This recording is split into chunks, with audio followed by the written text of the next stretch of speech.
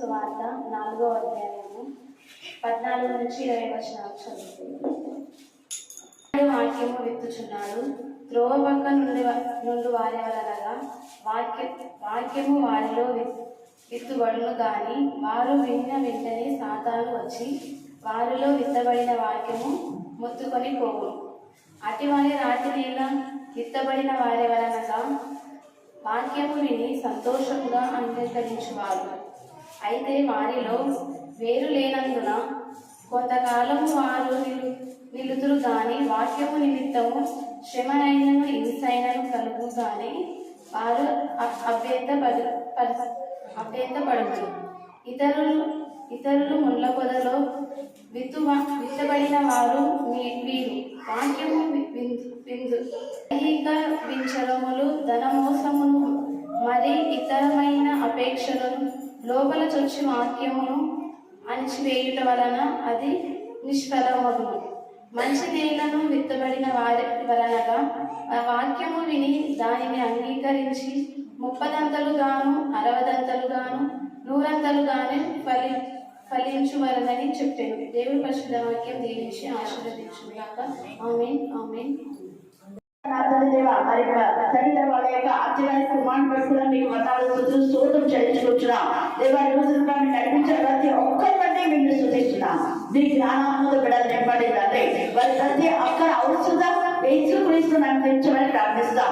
ప్రతి బిడ్డ తమ పనుల్లోనే నేను కనపరచడానికి, నేను స్తుతించడానికి, నేను భయపరచడానికి, నేను కొనియాడడానికి, నీకు సాక్షిగా ఉండడానికి దేవ బిడ్డలు మీరు ధైర్యపరిచి బలపరచమని మమ్మను ఆత్మను వీటిలోనే సమర్పిస్తూ దయచేసి ప్రార్థిస్తున్నాం తండ్రి.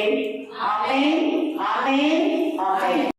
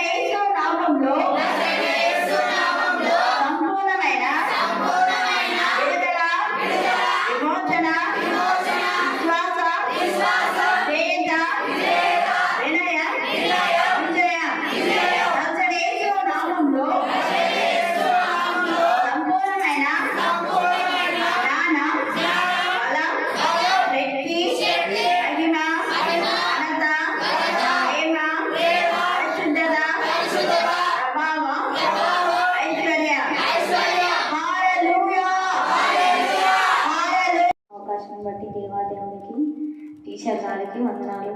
చిన్న ప్రార్థన చేసుకొని వాక్యంలోకి వెళ్దాం. పరిశుద్ధుడు మహోన్నతుడు తండ్రి, ఈ సమయాన్ని ప్రభా మీరు మాకు ఇచ్చినందుకు నీకు వందనాలు తండ్రి. ప్రభా ఈ సమయం లేక ఎంతో మంది ఉన్నారు తండ్రి, సహవాసాన్ని ఇచ్చారు తండ్రి. నీ యొక్క జ్ఞానం మాకు ఇచ్చినందుకు నీకు స్తుతులు చెల్లిస్తున్నాం ప్రభా. స్తోత్రం తండ్రి. ప్రభా మాలో అతిశయం ఏమీ లేదు తండ్రి. నీ వాక్యం ఉన్నట్టుగా మేము తండ్రి మాట్లాడడానికి సహాయం చేయండి తండ్రి. మీకు స్తుతులు వందనం చెల్లిస్తూ సమస్త మహిమ ఘనత ప్రభావం మీకు చెల్లిస్తూ నజరుడైన యేసుక్రీస్తు శక్తి గల నామమున ప్రార్థిస్తున్నాం తండ్రి. 20 వచనాలు చదువుకుంటే ఇది అందరికీ మనకు తెలిసిన విషయమే. అంటే ఈ వాక్యం మనం ప్రతి ఒక్కరు ఇంతకుముందు చదివినాం. ఇక్కడ ఏముందంటే విత్తు అనే యొక్క ఉపమానం గురించి యేసుక్రీస్తు గారు ఇక్కడ మాట్లాడుతున్నారు. అయితే ఇక్కడ అంతా మాట్లాడుతూ త్రోవ పక్కన విత్తబడిన వారు, రాత్రి విత్తబడిన వారు, వీళ్ళందరి గురించి మాట్లాడుతూ 17వ వచనంలో మనం ఎక్కువ ధ్యానం చేద్దాం. 17, 20. అయితే వారిలో వేరు లేనందున కొంతకాలం వారు నిలుదురు గాని వాక్యం నిమిత్తము శ్రమ అయినను హింసైనను కలగగానే వారు అభ్యంతరపడుదురు. ఈ 17వ వచనంలో మనం ఎక్కువ గమనిస్తే అయితే వారిలో వేరు లేనందున, ఏమి లేనందున, వేరు లేనందున. అంటే మనం ఈరోజు ఎక్కువ నేర్చుకోవాల్సిన విషయం ఏంటంటే వేరంటే ఏంటి? వాక్యానుసారంగా ఇక్కడ వేరు గురించి మాట్లాడుతున్నాడు. ఇంకా మనం ముందరికి వెళ్తే క్రొత్త నిబంధనలో చేదైన వేరు గురించి కూడా వాక్యంలో ఉంది. ఇక్కడ మాట్లాడుతున్న వేరేంటి అంటే యేసుక్రీస్తు వారు దేని గురించి వేరు అని మాట్లాడుతున్నారు అని తెలిసిన ముందు అంటే ఇంకా ఇక్కడ 20 వచనం చదువుదాం ఒకసారి. మంచి మేలను విత్తబడిన వారెవరనగా వాక్యం విని దాన్ని అంగీకరించి 30 గంటలుగాను 60 గంటలుగాను 100 గంటలుగాను ఫలించి వారని చెప్పాను.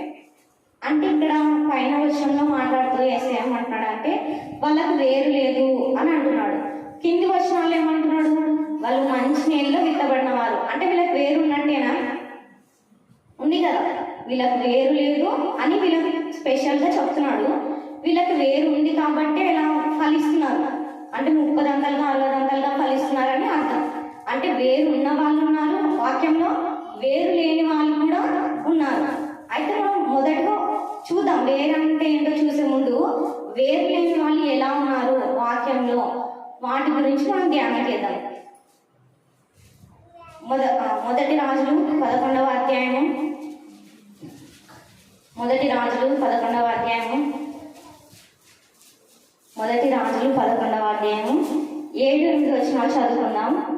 సొలొమోను కేమోషు అను మోయాబీయుల హేయమైన దేవతకును, మొలెకు అను అమ్మోనీయుల హేయమైన దేవతకును యెరూషలేము ఎదురున్న కొండ మీద బలిపీఠమును కట్టించెను. తమ దేవతలకు ధూపం వేయు బలు నర్పించుండిన పరస్త్రీలైన తన భార్యల నిమిత్తము అతడు ఇలాగూ చేసెను. ఇక్కడ ఎవరి గురించి చదువుతున్నాం మనం? సొలొమోను. ఈ వ్యక్తి గురించి మనకు బాగా తెలుసు. ఎవరి వ్యక్తి? ఇశ్రాయేలుకు 3వ రాజు దావీదు కుమారుడు సొలొమోను.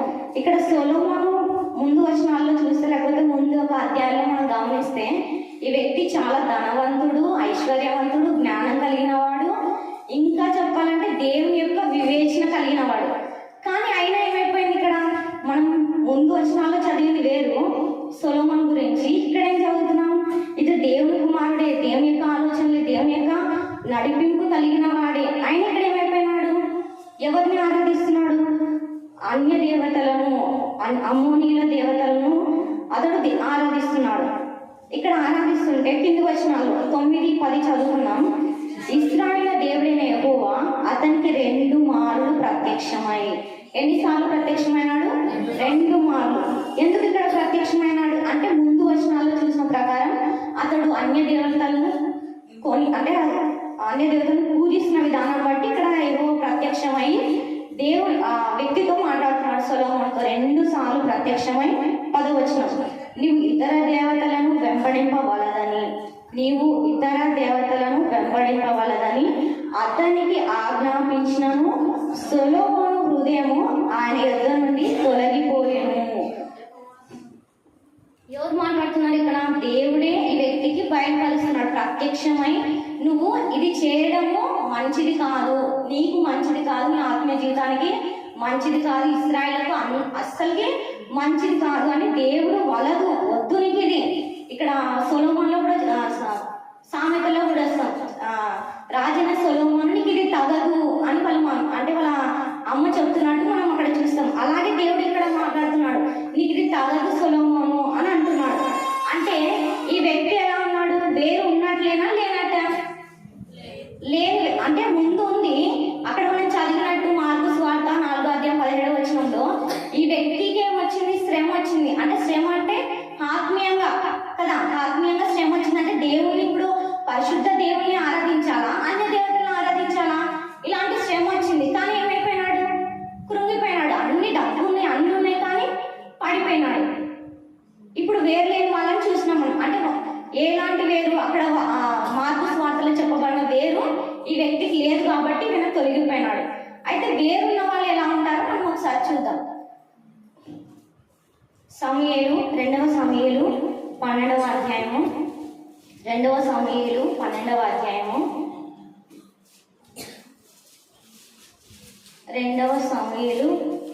12వ అధ్యాయము 13వ వచనం. నేను పాపము చేసేసినని దావీదు నాతానుతో అనగా, నాతాను నీవు చావకుండునట్లు యెహోవా నీ పాపమును పరిగణించాను.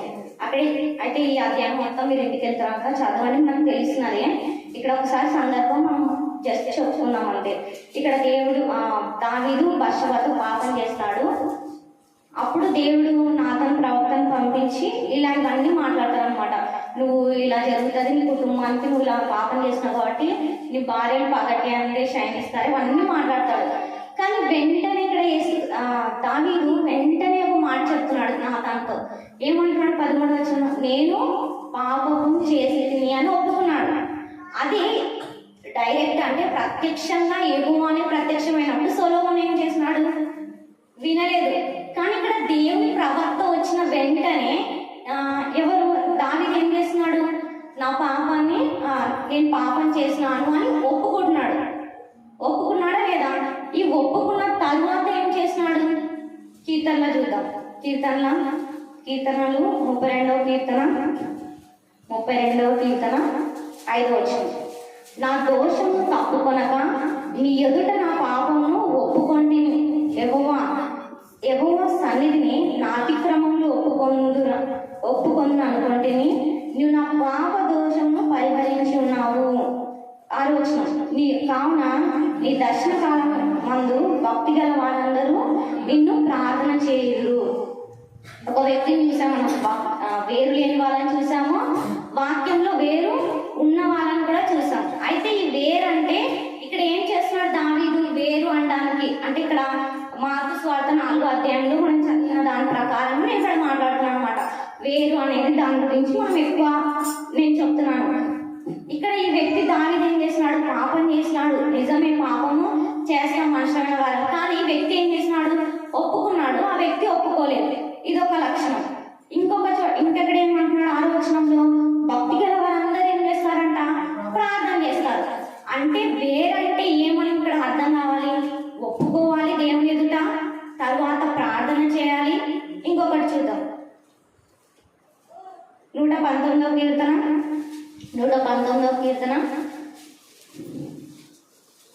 9వ వచనం, యవ్వనస్తులు దేని చేత తమ నడత శుద్ధిపరచుకుందురు, నీ వాక్యమును బట్టి దాన్ని జాగ్రత్తగా చూచుకున్నట చేతనే కదా. ఇక్కడ యవ్వనస్తులో ఉంది. అయితే యవ్వనస్తులకే కాదు, ప్రతి ఒక్కరు ఎవరైనా సరే, వృద్ధులైనను నడిపరుస్తుగలవారైనా ఎవరైనాను దేనిని బట్టి నడతను శుద్ధిపరచుకుంటారు, వాక్యాన్ని బట్టి.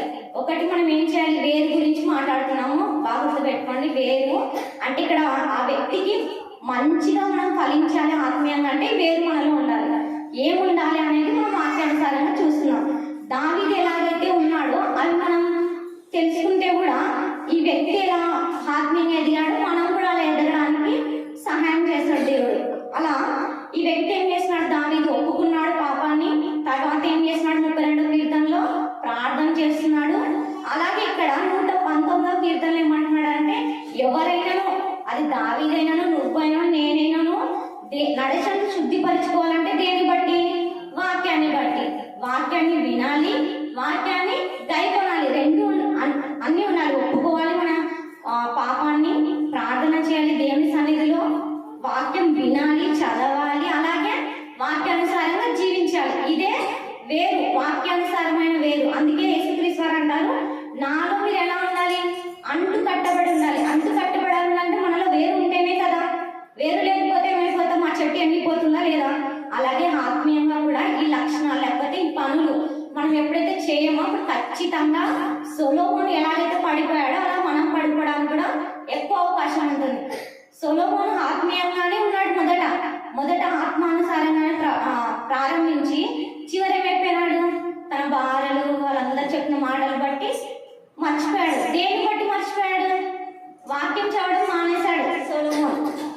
వాక్యం చదివితే ఖచ్చితంగా దేవుడు గద్దిస్తాడా లేదా, దాని మాటలు గుర్తొస్తాయా లేదా? ఇప్పుడైతే మనం వాక్యం అంటే 66 పుస్తకాలు చదువుతున్నాం. అప్పుడు 66 పుస్తకాలు ఉన్నాయా? లేవు. మళ్ళీ ఏమున్నాయి, ధర్మశాస్త్రం ఉంది. ఏంటిది ధర్మశాస్త్రం అంటే? పాత నిబంధనల్లో ఉన్న మోషే రాసిన 5 కాండాలు. 5 కాండాలే వారికి ధర్మశాస్త్రం. దేవుడు ప్రతి చోట రాయిస్తాడు, వారు నా ధర్మశాస్త్రం వినలేదు, నా ధర్మశాస్త్రాన్ని వినలేదు, పాటించలేదు అని. ఏంటి ఆ ధర్మశాస్త్రం? ఈ 5 కాండాలని మనం ధర్మశాస్త్రం అంటున్నాం. అలాగే ఇక్కడ సొలొమోను కూడా ఏం చేశాడు, ధర్మశాస్త్రం చదవలేదు. కానీ దావీదు ఏం చేస్తున్నాడు, ప్రతిసారి తన కష్టం వచ్చినా, ఇబ్బంది వచ్చినా, ఏది వచ్చినా కూడా ప్రార్థిస్తున్నాడు. దేవా నాకు తప్పేమంటే క్షమించాయి అని ప్రార్థిస్తున్నాడు. ఇంకా వాక్యం వింటున్నాడు, దివారాత్రులు ధ్యానం చేస్తున్నాడు. ఆ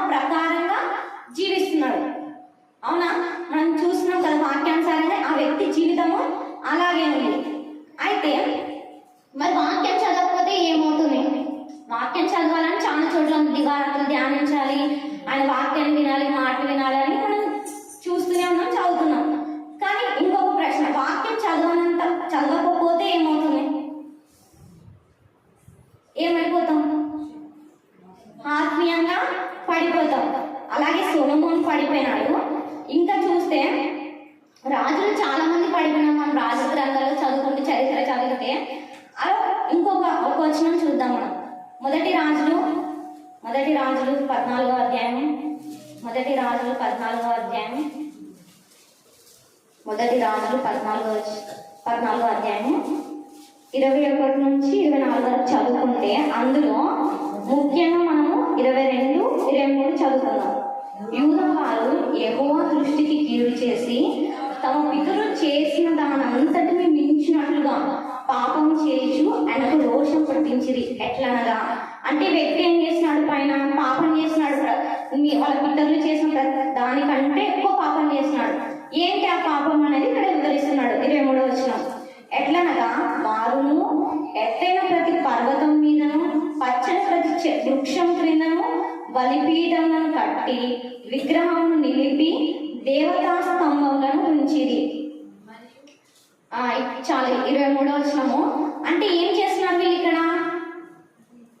అన్య దేవతలను పూజిస్తున్నారు. యెహోవాని పూజించట్లేదు, యెహోవాని ఆరాధించట్లేదు. సేమ్ సొలొమోను తర్వాత మనం తెలుసు రాజ్యము 2 విభాగాలు వెళ్ళిపోతుంది. ఇశ్రాయేలు, యూదా వారు వెళ్ళిపోతారు. అలా ఉన్న క్రమంలో మొత్తంలో ఇక్కడ ఎవరి గురించి చదువుతున్నాం అంటే 1వ వచనంలో రెహబాము, సొలొమోను కుమారుడైన రెహబాము స్టార్ట్ చేస్తున్నాడు ఇదంతా. అంటే అన్య దేవతలను ఆరాధించడం, పూజించడం. ఎందుకు? సొలొమోను వాక్యం చదవలేదు చివరిలో. ఇప్పుడు రెహబాము కూడా ఏం చేస్తున్నాడు? ధర్మశాస్త్రాన్ని చదవలేదు. అతను చదివినట్టు ఎక్కడా లేదు. ఆ వ్యక్తి చదివినట్టు కానీ, ఆ వ్యక్తి వాటిని పాటించినట్టు కానీ లేదు. కేవలం ఆ వ్యక్తి ఏం చేస్తున్నాడంటే అన్య దేవతల వైపే తన మనసును నిలబెట్టుకున్నాడు. ఎందుకు బట్టి? వాక్యాన్ని చదవకపోవడం బట్టి. ఇంకొక వచనం చూద్దాం. యూదా రాజు మొదటి రాజులు 16వ అధ్యాయం 32వ వచనం. షోమ్రోనులో తాను బయలునకు కట్టించిన మందిరమందు బయలునకు ఒక బలిపీఠంను కట్టించాను. మరియు ఆహాబు దేవతా స్తంభం ఒకటి నిలిపాడు. చాలు. ఇక్కడ కూడా ఆహాబు ఇశ్రాయేలుకు రాజు. ఈ వ్యక్తి చాలా పాపం చేసినట్టు మనం చదువుతాం. అయితే అందరికంటే ఎక్కువ మరి యజబెల్ స్త్రీలను తీసుకురావడం, అక్కడ సూర్యదేవత ఆరాధన చాలా చేస్తాడు. అలా ఇక్కడ కూడా ఏం చేస్తున్నా అంటే దేవతా స్తంభంను నిలిపి. సేమ్ ఇదే కంటిన్యూ అవుతుంది. ఎవరు చదవట్లేదు, వాక్యం చదవట్లేదు. వారు అన్య దేవతలను పూజిస్తున్నారు. అన్యుల కొరకే వారు అన్యుల సంప్రదాయాన్ని పాటిస్తూనే ఉన్నారు. ఇక్కడ 17వ వచనం వచ్చేసరికి మనకి ఒక వ్యక్తి కనపడతాడు, ప్రవక్త. ఎవరు? 17వ వచనంలో మొదటి రాజులు 17వ అధ్యాయం గురించి చెప్తున్నాను. తిష్బీయుడైన ఏలియా వచ్చి మొదటి అధ్యాయంలో మొదటి వచనం చదువుకున్నాం.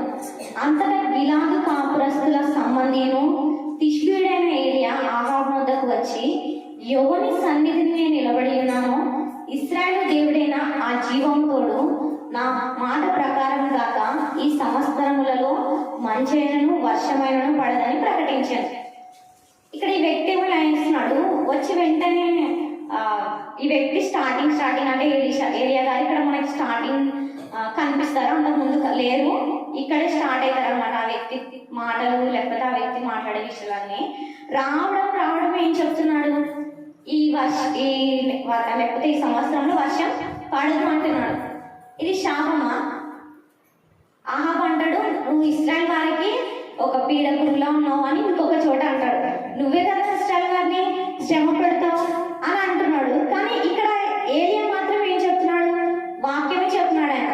కానీ వాక్యం తెలియదు కదా ఆహాబుకి. ఏమనుకుంటున్నాడు? అది శాపం అని అనుకుంటున్నాడు. కానీ నిజంగా ధర్మశాస్త్రం చదివిన వారైతే దీన్ని తేలిగ్గా చెప్పేస్తారు, ఇది ఎక్కడ ఉందని చెప్పేసి కదా. ఎక్కడ ధర్మశాస్త్రంలో రాయిస్తాడు కదా దేవుడు. చూసాను లేవి కాండము 26వ అధ్యాయము సేమ్ వచనాలు ఇక్కడ ఈ వ్యక్తి ఏలియా అని చెప్తున్నాడు. అక్కడ దేవుడు రాయించిన విషయాలే ఇక్కడ ఏలియా చెప్తున్నాడు అనమాట. లేవి కాండము 26వ అధ్యాయము 14వ వచనం. లేవి కాండము 26వ అధ్యాయం మీరు నా మాట వినక నా ఆజ్ఞలన్నింటినీ అనుసరింపక. అంటే ఇక్కడ స్టార్ట్ ఇక్కడ అంతే 6వ అధ్యాయం ఇంటికి తర్వాత చదవండి. మొత్తము వివరిస్తారనమాట దేవుడు. అంటే నన్ను పూజిస్తే, నన్ను ఆరాధిస్తే ఎలా ఉంటారు, నన్ను ఆరాధించకపోతే ఎలా ఉంటారు అనేది 14వ వచనం నుంచి స్టార్ట్ అవ్వదు. నా మాటలు, నా ఆజ్ఞలు, లేకపోతే నా ధర్మశాస్త్రాన్ని మీరు అనుసరించకపోతే ఏం జరుగుతుందని ఇక్కడ అంతా చెప్పుకుంటూ వస్తాడు. 20వ వచనం చదువుతాడు. నీ బలము ఉడిగిపోను. ఎవరి బలము? ఇశ్రాయేలు వారి బలము ఉడిగిపోను. నీ భూమి ఫలింపకుండును. ఎవరి భూమి? ఇశ్రాయేలు వారి భూమి ఫలింపకుండును. సేమ్ ఇదే మాటలే ఎలీషా అప్పుడు వచ్చి చెప్తున్నాడు అనమాట. కానీ వాక్యం తెలియని వాళ్ళు ఏమనుకుంటారు, ఈ వ్యక్తి శాపం చెప్తున్నాడు, మమ్మల్ని శపిస్తున్నాడు అని అనుకుంటారు. కానీ నిజానికి అంటే దేవుడు ఏం చేశాడు, ముందే వీటిని రాయించాడు. అంటే నువ్వు ఇలా చేస్తే ఇలా ఉంటావు, ఇలా చేస్తేనే ఇలా ఉంటాడు. ఇంకొక చోట చదివితే హిజ్కియా దగ్గర హిజ్కియా చేసిన దేవుడు ఆయుష్ను పెంచితే ఆ వ్యక్తి ఏం చేస్తాడు, తన యొక్క డబ్బుని అన్ని చూపిస్తాడు వేరే ఒక దేశం నుంచి వచ్చిన వాళ్ళకి. కానీ అక్కడ ఒక ప్రవక్త వచ్చి ఏమంటాడు, నీవు అయితే సమాధికి సమాధానంగా వెళ్తావు, అంటే సంతోషంగా వెళ్ళిపోతావు.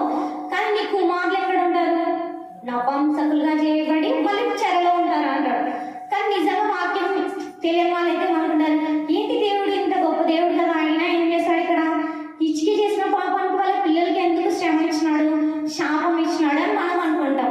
కానీ నిజంగా ఇక్కడ చదివితే లేవి కాండం అని ద్వితీయోపదేశ కాండం చదివితే దేవుడు క్లారిటీగా అన్నీ రాస్తున్నాడు. మీరు దీన్ని చేసినారనుకోండి, ఇలా చేసినారనుకోండి, మీ పిల్లలు ఎలా అయిపోతారు, మీకు సింహాలు వచ్చి తినేస్తాయి, మీకు నన్ను కాకుండా వేరే ఆరాధించినారనుకోండి మీ భూమి ఫలించదు, మీకేం రావని ప్రతీదీ ఇక్కడ రాయించినాడు. అంటే వాక్యం తెలియని వాళ్ళు ఎలా ఉంటారు, దేవుడి వాక్యాన్ని అనుసరించని వాళ్ళు శాపాలు వాళ్ళే తెచ్చుకుంటారు. వాళ్ళు ఏమి కొని వాళ్ళు అనుకుంటారు వేరే వాళ్ళు చెప్తున్నారు అని, అదంతా ఏమో అవసరం లేదు. ఆహాబు తన అంటే సొలొమోను కూడా ఏం చేసినాడు, తన సొంత ఆలోచన బట్టి చేసినాడు, శాపం తెచ్చుకున్నాడు. ఇంకా తర్వాత కూడా రాజుల గ్రంథం అంతా చదివితే వాళ్ళు తన సొంత స్వబుద్ధిని ఆధారపడినాడు. కానీ ఏలియా మాత్రం ఏమంటున్నాడు, ఇక్కడ వచ్చిన వెంటనే ఏం చెప్తున్నాడు, శాపం కాదు అంటే గుర్తు చేస్తాడు అనమాట. ఇది గ్రంథంలో ఉంది, ధర్మశాస్త్రంలో ఇలా ఉంది, నువ్వు ఇది పాటించలే కాబట్టి ఇలా జరిగింది అని ఎలీషా గుర్తు చేస్తున్నాడు, ఏలియా గుర్తు చేస్తున్నాడు. కానీ ఆహాబు ఏమంటాడు, ఇశ్రాయేలును శ్రమ పెట్టువాడు నీవే అని అంటాడు. ఇక్కడ 18-17 మనం తర్వాత చదువుకోండి మీరు ఇంటి దగ్గర తర్వాత. అయితే ఇక్కడ మొత్తం మనం దేని గురించి నేర్చుకున్నాం, వేరు గురించి. అంటే ఆత్మీయంగా వేరంటే ఏం చూసినాం, పాపాలను ఒప్పుకోవాలి, ప్రార్థన చేయాలి, వాక్యం వినాలి, గైకొనాలి. ఊరికే వాక్యం విన్నంత మాత్రాన ఏంటివి జరగవు, ఏంటివి ఆత్మీయంగా కూడా మనం బలపడలేము. ఎప్పుడు ఆత్మీయంగా బలపడడం, వాటిని గైకొన్నప్పుడు, వాటి సారంగా జీవించినప్పుడు. అలా రెండవ రాజు అయినటువంటి ఇశ్రాయేలుకు రెండవ రాజు అయిన దావీదు చేసినాడు. అలాగే ఆశీర్వాదాలను పొందుకున్నాడు. తర్వాత తరం వారు ఏం చేసినారు, వాళ్ళ సొంత బుద్ధిని చేసినారు కాబట్టి వాళ్ళకి శాపాలు వచ్చినాయి. ఇదే ధర్మశాస్త్రం మనకు చెప్తుంది. అయితే ఇలా వీళ్ళందరూ ధర్మశాస్త్రం చదవని వారు ఉన్నారు. అయితే దావీదు తర్వాత వాళ్ళందరూ అయితే ధర్మశాస్త్రాన్ని పాటించిన వ్యక్తి కూడా ఉన్నాడు రాజులలో. చాలా కుడి ఎడమకు తిరుగక అని రాయబడి ఉంటారు. చూద్దామా ఎవరు, 2వ రాజులు 22వ అధ్యాయము, 2వ రాజులు 22వ అధ్యాయము 1వ వచనం. యోషియా ఏలన ఆరంభించినప్పుడు 8 ఏళ్ల వాడే చాలు. అంటే ఏషియా ఎవరు, దావీదు సంతతిలోనే ఈ వ్యక్తి గురించి ప్రవచనం కూడా ఉంటుంది. ఈ వ్యక్తి పుడతాడు అని ప్రవచనం ఉంది. తర్వాత మీరు చదువుకోండి. 1 రాజులు 13వ అధ్యాయం 1-4 వరకు చదివితే ఈ వ్యక్తి గురించి, వ్యక్తి పుడతాడు అంటే దావీదును అనుసరించినట్టే, నా హృదయానుసారుడు దావీదు ఎలా అయితే ప్రవర్తించినాడో ఈ వ్యక్తి కూడా ప్రవర్తిస్తాడు అని దేవుడు ఒక ప్రవక్త ద్వారా ముందే తెలియజేస్తాడు. అలా ఈ వ్యక్తి ఇప్పుడు పుట్టినాడు. ఎన్ని ఏళ్ళప్పుడు ఈ వ్యక్తి రాజ్య పరిపాలన స్టార్ట్ చేసినాడు, 8 ఏళ్ళే, చాలా చిన్న వయసు కదా, 8 ఏళ్ళకే. కానీ ఆ వ్యక్తి ఇంకా పుట్టక ముందే దేవుడు ప్రవచనం ఇచ్చినాడు, ఈ వ్యక్తి పుడతాడు, ఈ వ్యక్తి ఇలా చేస్తాడు అని. అయితే కిందికి వచ్చినాక మనం చదువుకుంటూ వెళ్తే ఈ వ్యక్తి ఏం చేసినాడు అంటే వాక్యానుసారంగా ఈ వ్యక్తి ఏం చేసినాడు అనే దాని గురించి చదువుదాం. 8వ వచనంలో, అంతటా ప్రధాన యాజకుడైన హిల్కియా. అంటే ఇదంతా మనం చదవడానికి సమయం ఉందలే తెలీదు, మీరు ఒకవేళ ఇంటి తర్వాత చదవండి. ఇక్కడ అంతా ఏం చేస్తాడంటే మందిరం యొక్క పని, ఎక్కడైతే చీలికలు ఉన్నాయో అంతా చేపిస్తుంటారు అనమాట. ఇక్కడ ఇశ్రాయేల్ వారు కట్టిన, సొలొమోను కట్టిన మందిరాన్ని బాగు చేస్తుంటారు. అలా బాగు చేస్తూ ఉన్నప్పుడు 8వ వచనంలో ఒక ధర్మశాస్త్ర గ్రంథం దొరుకుతుంది, చదువుతాం. యెహోవా మందిరమందు ధర్మశాస్త్ర గ్రంథము నాకు దొరికెనని షాఫాను అను శాస్త్రితో చెప్పి ఆ గ్రంథమును షాఫానులకు అప్పగించెను. అతడు దాన్ని చదివి రాజునొద్దకు తిరిగి వచ్చి, నీ సేవకులు మందిరమందు దొరికిన ద్రవ్యమును సమకూర్చి యెహోవా మందిరపు పని విషయంలో అధికారులై. అయితే ఇదంతా చదువుతున్నాం. ఏముంది, ధర్మశాస్త్ర గ్రంథం దొరికిందంటే మనం అర్థం చేసుకోవాల్సిన విషయం ఏంటి? దొరికిందంటే అర్థం ఏమేంటి అంటే దాన్ని అంతా దాపెట్టేసినారట. అంటే వీళ్ళని కనిపించకూడదు, కనిపిస్తే ఏమైపోతుంది, అన్ని ఆచారాలు వెళ్ళిపోతాయి కదా, అందుకని దాచుంచినారు, సత్యవాక్యాన్ని దాచించేసినారు. కానీ దేవుడు ముందే బయలుపరిచినాడు కదా యోషియా వస్తాడని, కాబట్టి అదే సమయానికి ఈ గ్రంథం దొరికింది. ఒకవేళ ముందు దొరికిన ఏం చేసేవారు, కాల్ చేశారు, లేకపోతే ఏదో ఒకటి ఖచ్చితంగా ఇశ్రాయేళ్లకు ముందు తరానికి లేకుండానే చేసేవారు. కానీ దేవుడు ఎంత గొప్పవాడంటే తన ఏర్పరచుకున్న వారికే తన పరిశుద్ధ గ్రంథాన్ని ఇచ్చినాడు. ఎందుకు? ముందు వాళ్ళకు కూడా ఇచ్చినాడు. దేవుడు ప్రేమమయుడు, ఆయన పక్షపాతి కాదు. కానీ వారి యొక్క హృదయము దేవునికి తెలుసు. వారు ఇంకా పుట్టక మునిపే, వారి యొక్క ఇంకా మాట్లాడక ముందే వారి గురించి దేవుడికి తెలుసు. కాబట్టి వీరి యొక్క గ్రంథాన్ని ఏం చేస్తారు, ఖచ్చితంగా చేస్తారు. కాబట్టి నేను ఏర్పరచుకున్న వారికి, నేను ఎవరికైతే చెప్పాలనుకున్నానో నా మాటలని, వారికే దేవుడు ఈ గ్రంథాన్ని బయలుపరిచినాడు. అంతకు ముందు వరకు ఎవ్వరు ఈ గ్రంథాన్ని చదవలేదు రాజులు. దావీదు తర్వాత అంత నిష్టగా, లేకపోతే అంత కుడి ఎడమలకు జరగకుండా ఈ వ్యక్తి పాటిస్తాడనమాట. ఇక్కడ ధర్మశాస్త్ర గ్రంథము దొరికిన తర్వాత రాజు ఏం చేస్తాడో చూద్దాం. 10వ వచనం. యాజకుడైన హిల్కియా నాకు ఒక గ్రంథము అప్పగించినని రాజుతో చెప్పి ఆ గ్రంథమును రాజు సముఖం నందు చదివాడు. ఈ వ్యక్తి హిల్కియా తెచ్చిన తర్వాత ఆ గ్రంథాన్ని రాజు దగ్గర చదివి వినిపిస్తున్నాడు. రాజు ధర్మశాస్త్రము గల ఆ గ్రంథపు మాటలు వినినప్పుడు తన బట్టలు చింపుకొనేను. ఏం చేస్తున్నాడు రాజు? జస్ట్ విన్నాడు అంతే, ఇంకా వివరణ చెప్పాలా, దేవుడు ఇంకా ఏం మాట్లాడలేదు. జస్ట్ మాట్లాడుతుంటేనే ఆ వ్యక్తికి అర్థమైపోయింది ఎందుకు ఏడుస్తున్నాడు, ఎందుకు చింపుతున్నాడు. మామూలుగా అయితే రాజులు వస్త్రాలు చింపేస్తుంటారా? వాళ్ళ వస్త్రాలు ఎలా ఉంటాయి, మనలా సాధారణంగా ఉండవు కదా, చాలా గొప్ప వస్త్రాలను ధరిస్తారు. అలాంటి రాజు వస్త్రాన్ని చింపుకున్నాడు అంటే అర్థమేమి? ఆ వ్యక్తి హృదయంలో బాధ ఉంది. ఈ బాధ అంటే ఇప్పుడు అర్థమైంది, ఈ గ్రంథం చదివినప్పుడు అర్థమైంది అనమాట. అంటే నా పితరులు అందరూ కూడా ఏం చేసి వాళ్ళకు శాపాలు కానీ వారి చెరకు వెళ్ళిపోవడానికి కారణం ఏంటి? ఈ గ్రంథాన్ని వారు చదవలేదు అని హృదయం అట్టడు భాగాల నుంచి ఆ వ్యక్తి బాధపడుతూ తన యొక్క బట్టల్ని చింపుకొని దేవుని ఎదుట ప్రార్థన చేస్తాడు. దాని గ్రంథం మనం చదివితే ఒక్క గ్రంథము కేవలం చదివినందుకు ఆ వ్యక్తి తర్వాత 23వ అధ్యాయం కూడా చదవండి. ఏ దేవత విగ్రహాలను ఏది ఉంచాడు ఆయన, ప్రతీది తునకలు చేసేస్తాడు. అలాగే ఆ బూడిద కూడా కనీసం అక్కడ ఉండదు, బేతెలకు పంపిస్తాడు అని ఉంటారు. 23వ అధ్యాయం చూద్దాం. 23వ అధ్యాయము 3-4 వచనాలు.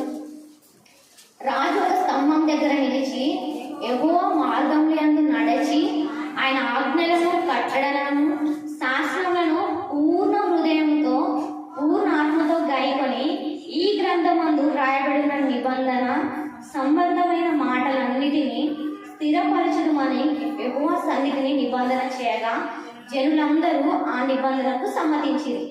చూడండి, వ్యక్తి వాక్యం చదివి తను ఒక్కటే పెట్టుకోలే, జనులందరికీ వివరించినాడు. అంటే దేవుని పిల్లలు ఖచ్చితంగా ఇలాగే ఉంటారు, తను ఒక్కడే చదువుకోవాలి, నేను ఒక్కడే బాగుండాలనే ఉద్దేశం ఎప్పుడూ ఉండదు.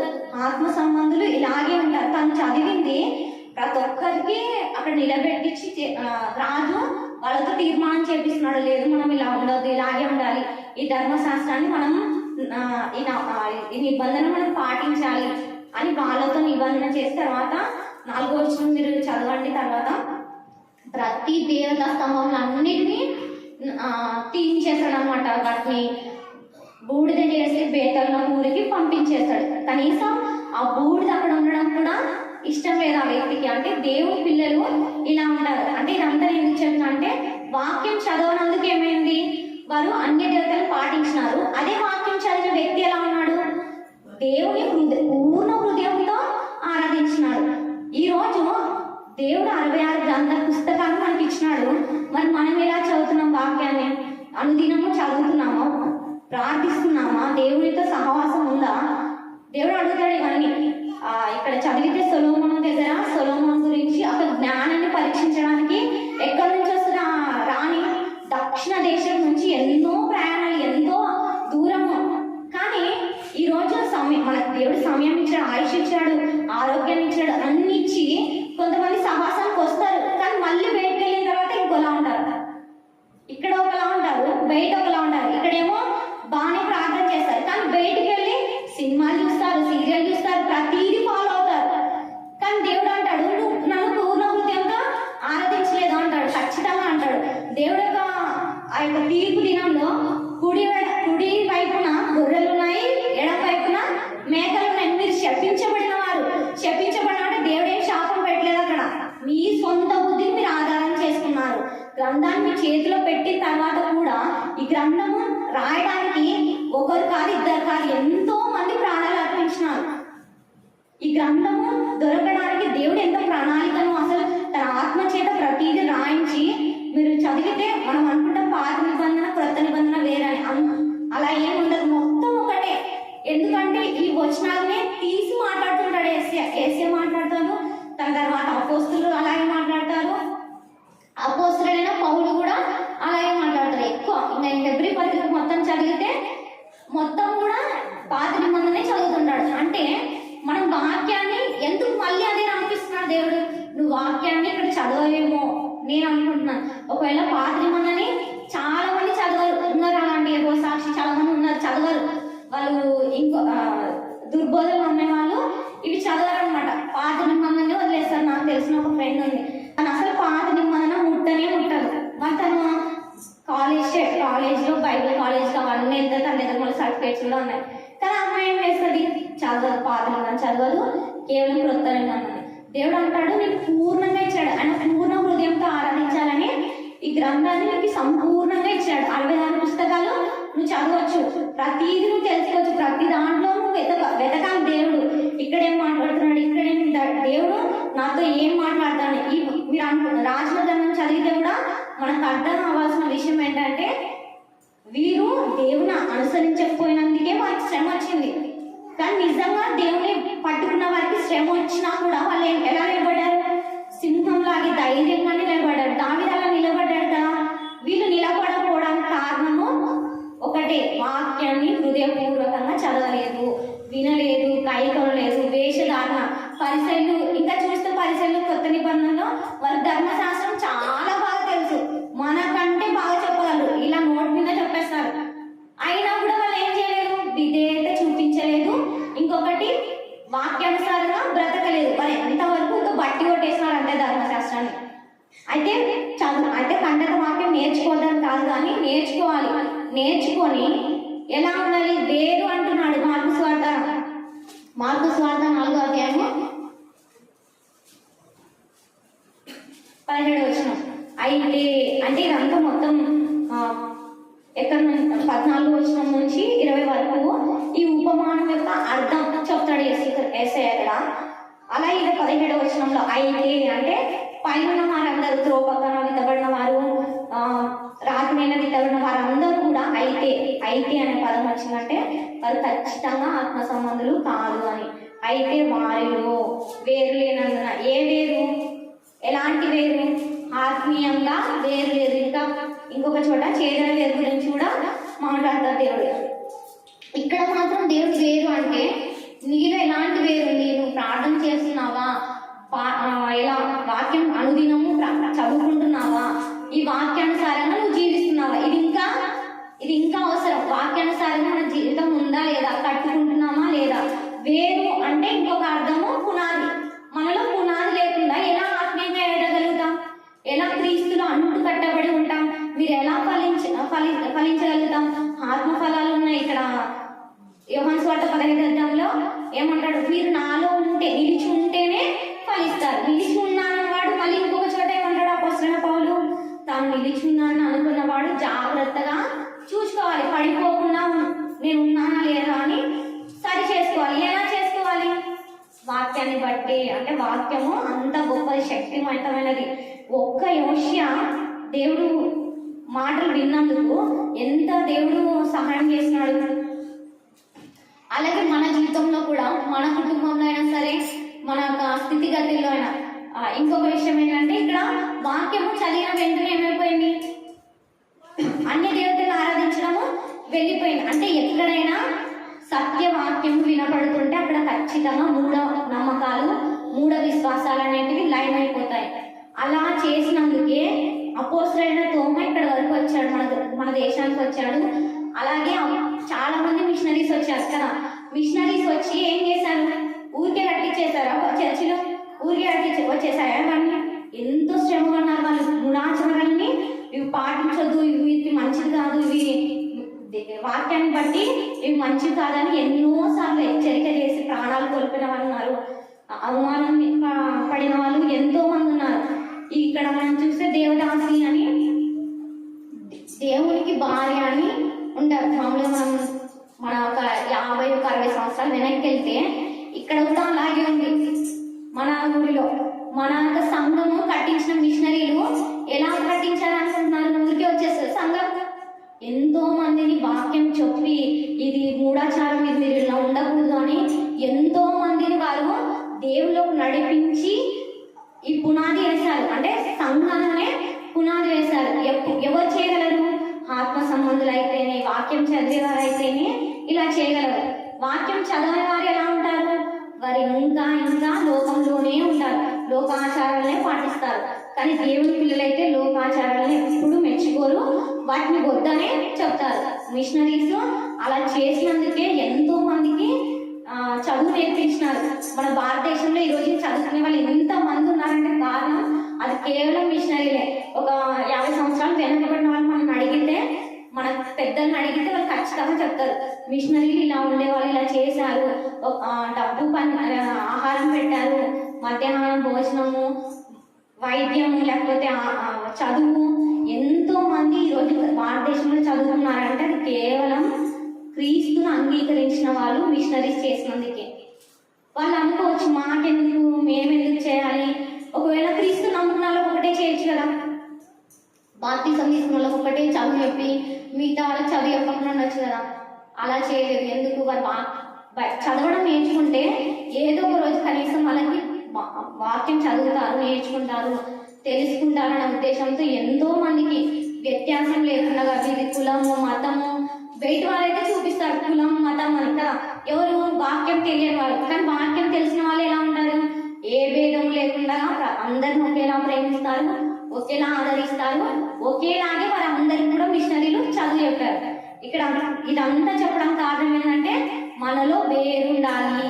అది మిషనరీలైనా, నువ్వైనా, నేనైనా మనలో వేరు లేకపోతే ఎలా ఫలించలేము. వేరు లేకుండా ఒక చెట్టు ఎలాగైతే ఫలించదో మనం కూడా ఆత్మీయంగా ఫలించము అనడానికి దేవుడు ఈ ఉపమానాన్ని వారితో మాట్లాడుతున్నాడు. దేవుడి వాక్యంగా దీవించుగాక. ఆమేన్.